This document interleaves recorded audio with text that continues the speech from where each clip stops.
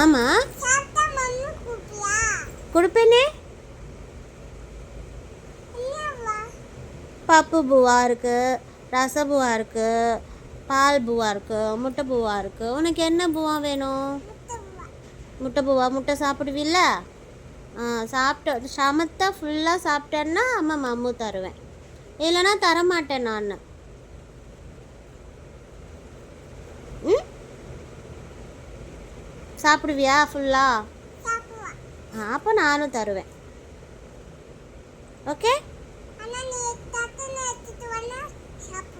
தட்டில் எடுத்துகிட்டு வரணுமா? சரி.